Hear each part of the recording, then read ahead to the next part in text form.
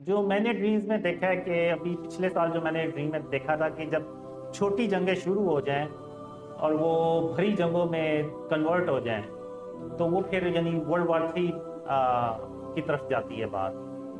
اور جو ڈریمز میں آیا تھا وہ یہی ہے کہ جو اسرائیل ہے نا، سب سے پہلے تو وہ فلسطین کے ایریے میں کاروائیاں کرتا ہے، اور فلسطین کے ایریے میں ایک اہم جگہ پہ وہ ایک عمارت بنانا شروع کر دیتا ہے. تو جب وہ عمارت بنانا شروع کرتا ہے تو مسلمان صرف احتجاج ہی کر سکتے ہیں، اس کے علاوہ وہ کچھ بھی نہیں کر سکتے. پوری دنیا میں احتجاج ہوتا ہے لیکن وہ کچھ نہیں کر پاتے.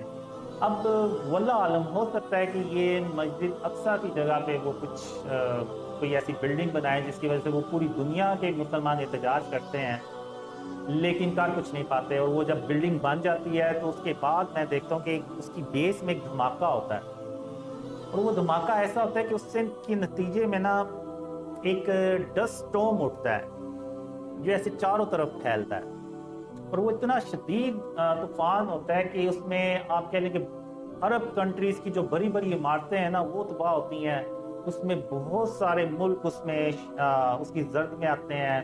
ایجپٹ آتا ہے، سوڈان، سعودی عرب، سیریا، عراق، ادھر سے آپ دبئی، قطر، یعنی یہ سارے جو عرب کنٹریز ہیں نا وہ اس کی زرد میں آتے ہیں. اور ایک ڈریم میں نے دیکھا کہ وہ کاروائیاں کرتے ہیں، پھر اسرائیل کارروائی کرتا ہے، پھر رشیا بھی جو ہے نا وہ پروکسی وارز کے تھرو وہاں پہ گروپ بندی کرتا ہے، اور وہاں پہ وہ خانہ جنگی ٹائپ ماحول شروع ہو جاتا ہے. پھر کرتے کرتے امریکہ جو ہے نا وہ اوپنلی اس جنگ میں شامل ہو جاتا ہے، اور وہ پھر ورلڈ وار 3 بن جاتی ہے. اب اگر تو یہ چیزیں شروع ہو گئیں، یہ جو اسرائیل اور فلسطین کا ریسنٹلی جو کچھ بھی چل رہا ہے، تو آپ بھول جائیں. یعنی پھر مسلمانوں کے اوپر برا وقت ہی ہے. میں نے دیکھا ہے، میں بات کرنا تو نہیں چاہ رہا لیکن جو میں نے ڈریمز میں دیکھا وہ یہی ہے کہ مسلمان بہت زیادہ پستے ہیں، بہت زیادہ ان کو شکست بھی ہوتی ہے، اور بہت بڑی تعداد میں مسلمان مارے بھی جاتے ہیں. اور یہ عمل تب تک جاری رہتا ہے جب تک کہ غزوہ ہند نہ ہو جائے. مڈل ایسٹ میں یہ سارا کچھ چل رہا ہوتا ہے، لیکن پاکستان میں اللہ اپنی رحمت سے پاکستان کے لوگوں کو ڈریمز کا بتا بھی دیتا ہے، اور ان کو پاکستانیوں کو سمجھ بھی آ جاتی ہے، اور وہ ہم اس ملک کو شرک اور اس کی اقسام سے پاک کرتے ہیں. جب ہم اس ملک کو شرک اور اس کی اقسام سے پاک کرتے ہیں تو اللہ کی جو رحمتیں اور برکتیں ہیں نا وہ اس ملک میں نازل ہونا شروع ہو جاتی ہیں، اور ملک تیزی سے ترقی کرتا ہے. اور اس میں نے دیکھا ہے کہ اللہ پاکستان کو 3000 کالے رنگ کے ناقابل شکست جہاز بھی دیتا ہے. اور وہ جہاز وہ ہوتے ہیں جو جس کو دیکھ کے انڈیا کی اکیلے ہمت ہی نہیں پڑتی پاکستان پہ اٹیک کرنے کی. اور پاکستان اللہ کی مدد سے کشمیر بھی آزاد کرتا ہے.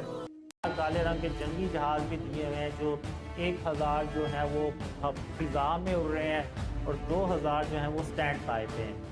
تو انشاءاللہ ہم جیتیں گے.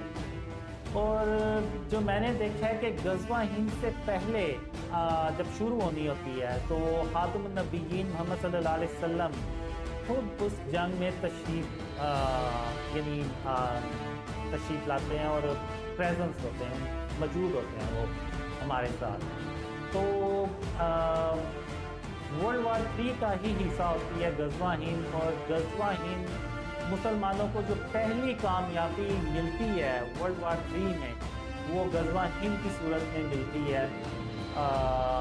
اور غزوہ ہند میرا نہیں خیال کہ کوئی اتنی لمبی جنگ چلتی ہے، اس کا فیصلہ جلدی ہو جاتا ہے. تو اب دوسری طرف مڈل ایسٹ میں جب وہ سب کچھ تباہ کر دیتے ہیں اور ادھر سے پاکستان ترقی کر رہا ہوتا ہے، تو آپ کو پتہ ہے کافی لوگوں سے تو یہ کبھی بھی ہضم نہیں ہوگا پاکستان ترقی کرے گا، اور خاص طور پہ انڈیا سے تو کبھی نہیں ہوتا. انڈیا جنگ کرنے کی کوشش کرتا ہے لیکن کالے رنگ کے جنگی جہازوں کی وجہ سے وہ کچھ کر نہیں پاتا. تو وہ پھر جو جنگ ہوتی ہے نا مڈل ایسٹ میں، اس کو پھر وہ پاکستان پہ لے کے آتے ہیں. اور یعنی چونکہ پاکستان ترقی بھی کر رہا ہوتا ہے تو وہ کافی لوگ کہتے ہیں کہ ہم پاکستان کو اگر ہم نے ادھر ہی روک لیا تو روک لیا، نہیں تو یہ کل کو ہمارے اوپر حکومت کرے گا. تو وہ اس نظریے سے بھی نا سارے ہندوستان میں جمع ہوتے ہیں اور پاکستان اکیلا ایک طرف ہوتا ہے. اس میں یہ ہوتا ہے کہ وہ اللہ اپنی رحمت سے ڈرینز پھیلاتا بھی چلا جاتا ہے اور بہت سارے مسلمان یعنی اسلام کا جو آخری قلعہ ہے پاکستان، اور جہاں پہ غزوہ ہند لڑی جانی ہے، اور جہاں سے خاتم النبیین محمد صلی اللہ علیہ وسلم کا جو سچا اسلام ہے وہ پھیلنا ہے، تو اس کے دیکھتے ہوئے بھی نا پوری دنیا سے مسلمان پاکستان میں ہجرت کرتے ہیں، مائگریٹ کرتے ہیں، اور پاکستان کی جو آبادی ہے نا وہ کافی پھیل بھی جاتی ہے، کافی زیادہ بھی ہو جاتی ہے.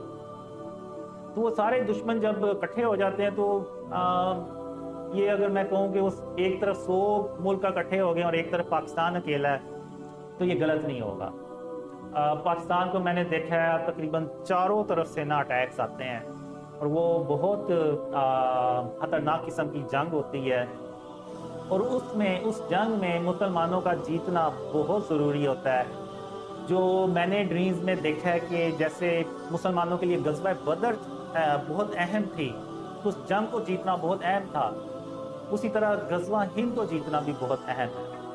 تو اللہ کی مدد سے وہ پاکستان جنگ جیت جاتا ہے اور پھر پاکستان مڈل ایسٹ میں جاتا ہے، اور وہاں پہ رشیا اور امریکہ جیسی سپر پاورز کو شکست دینے کے بعد پوری دنیا میں اکیلا اللہ کی مدد سے سپر پاور بن جاتا ہے. اور پھر پاکستان جو ہے وہ خاتم النبیین محمد صلی اللہ علیہ وسلم کا جب سچا اسلام پوری دنیا میں پھیلاتے ہیں تو وہ پوری دنیا امن سے بھر جاتی ہے، اور وہ امن جو ہے وہ تقریباً 7-8 سال چلتا ہے. اور پھر اس کے بعد قیامت کی بڑی نشانی ہے، یعنی دجال آتا ہے، پھر اس کے بعد یاجوج ماجوج نکلتے ہیں، اور پھر عیسیٰ علیہ السلام وہ بھی تشریف لاتے ہیں واپس.